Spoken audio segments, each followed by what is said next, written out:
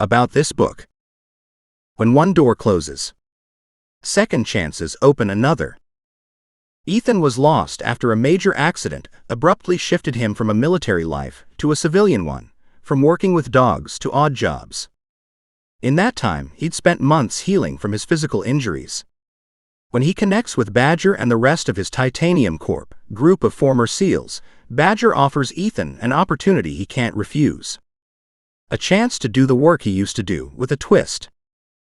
Cinnamon works from home as a project manager plus is heavily involved in global dog rescues, dogs of all kinds. When Ethan walks into the next door's vet's office with an injured shepherd in his arms, she sees another lost soul, just like the canine one she helps. Ethan knows he's about to take a dangerous step, but he's on the job, and no one, on the job or not, hurts animals while he's around. This poor shepherd has taken enough abuse, and Ethan fears she is only the tip of a nightmare he's determined to uncover.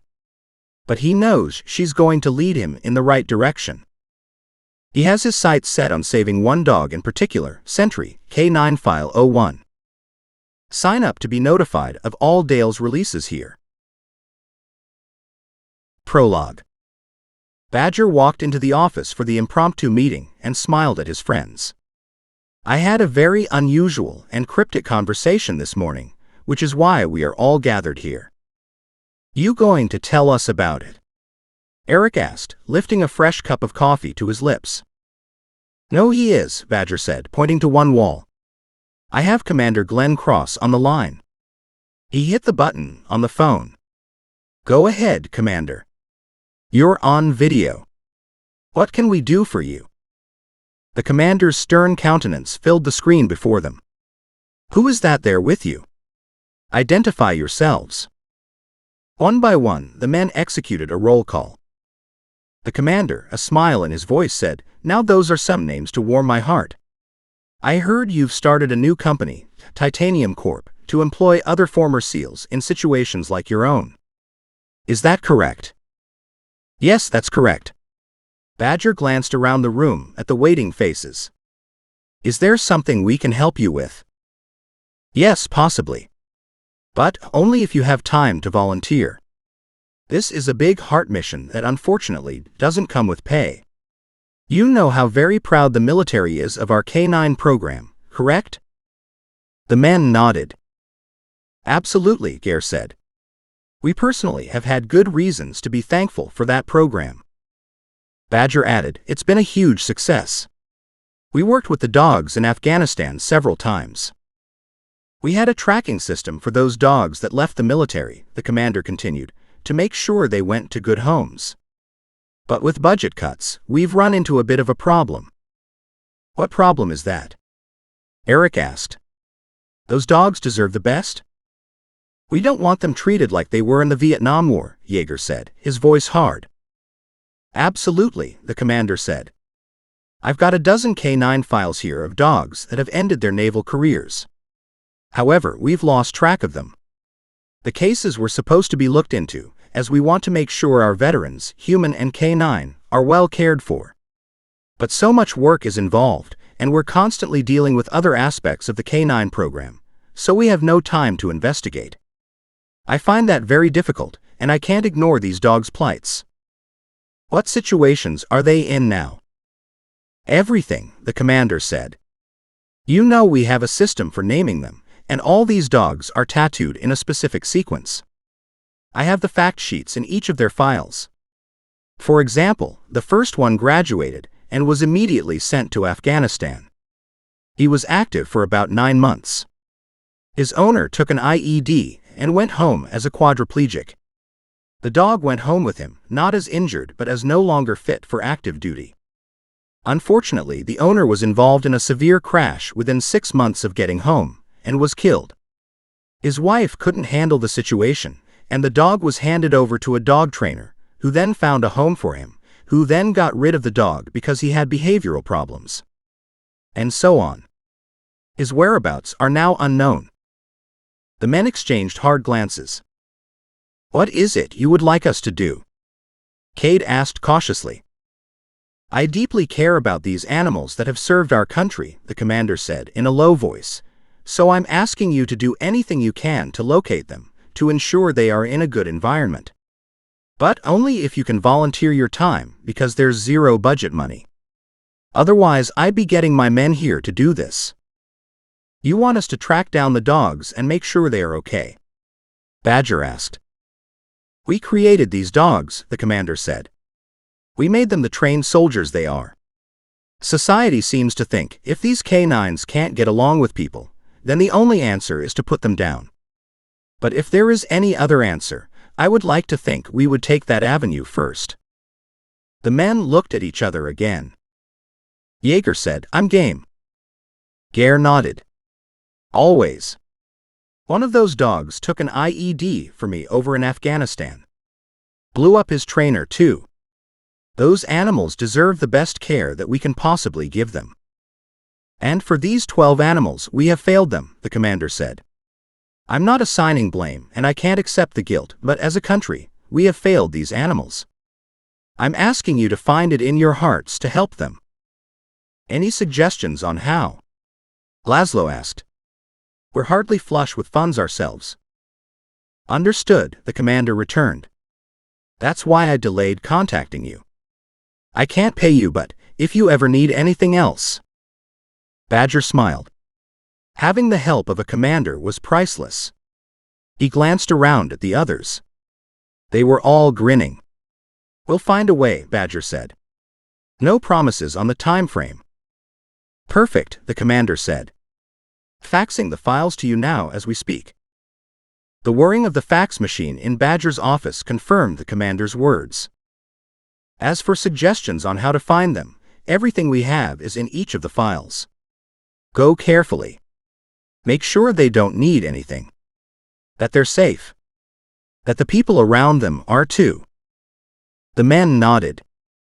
That's a problem with people and dogs normally, Badger said.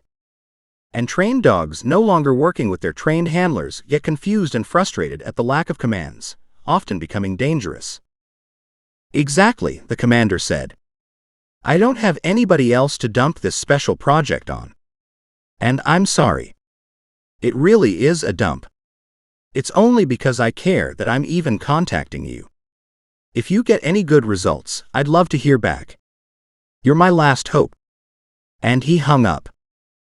Badger lifted a single sheet of paper in his hand, the topmost from the fax machine, still printing out more. He's sending me all the files for the 12 dogs listed here.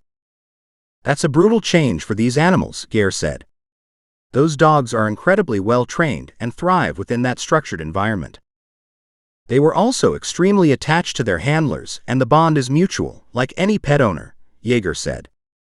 So where are the trainers and handlers who worked with these animals? Isn't that the first and foremost responsibility of these initial specialists assigned to the K9S, as in most cases they become the owners after the dogs are discharged? Yes and no, Badger said. You heard what the commander said regarding this first case. We've got a handler turned owner who came home already severely handicapped and then died.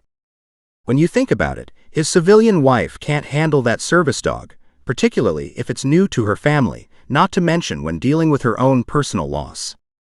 She's also moved now, and apparently doesn't know who the trainer pawned the dog off on, as she was only too happy to get rid of a problem. Exactly, although finding where the dog is now could be a dead end, Gare said. But I'm all for trying. Let's get a show of hands. Unanimously, all 7 raised their hands. Badger nodded. That's why the commander asked us. We're very much like those dogs. We were also lost in many ways. And we've picked ourselves up and pulled together as a team. We are who we are because of each other. It's up to us to find these dogs and to make sure they are okay. Gare said, but none of us have canine training. True, Badger said. What about asking some of the men who work for us now? Find out who of them might have canine training and go from there. Ethan, Jaeger said. He's swinging a hammer on Gare's house. He's an electrician by trade in the military, a very handy guy to have around. A little bit of a loner, like the rest of us, but he moved to the K9 unit 8 or so years ago, and served in that capacity in Afghanistan. Ethan. He was K9. Cade asked. I didn't know that. That's right. I heard something about that. Gare's fingers thrummed the table in front of him. He's also a hell of a worker.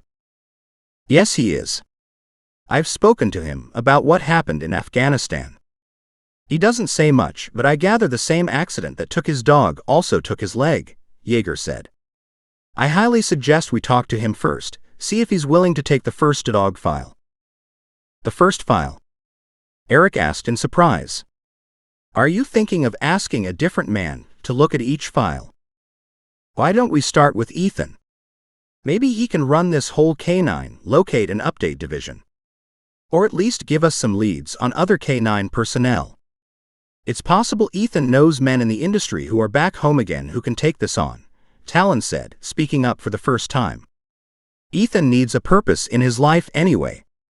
But we can't discount the idea that these dogs could be all across the country and beyond.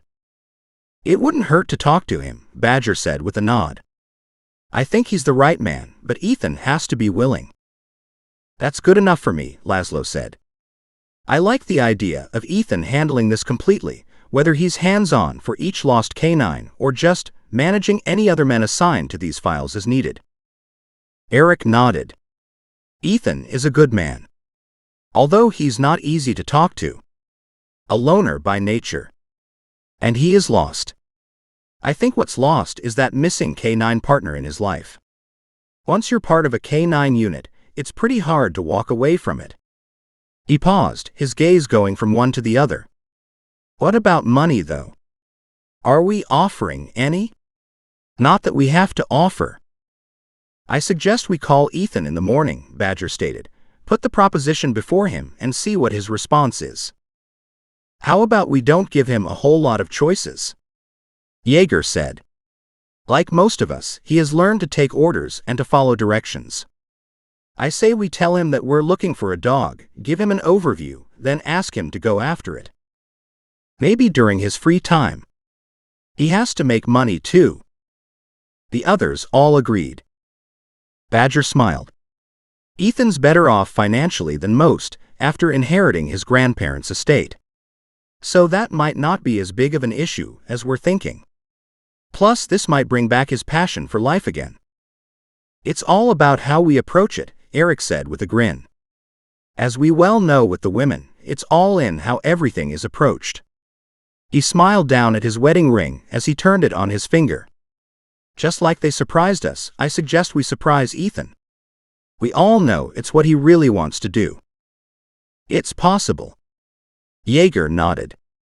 But again, it has to be his decision. Agreed. Badger raised an eyebrow, looking around as everybody nodded. Agreed by all then. Ethan is it. He picked up the topmost pages from the fax machine and laughed. Even better, this dog was lost in Texas.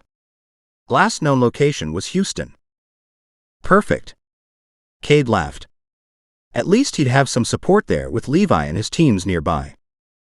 Badger's phone rang. He picked it up and chuckled.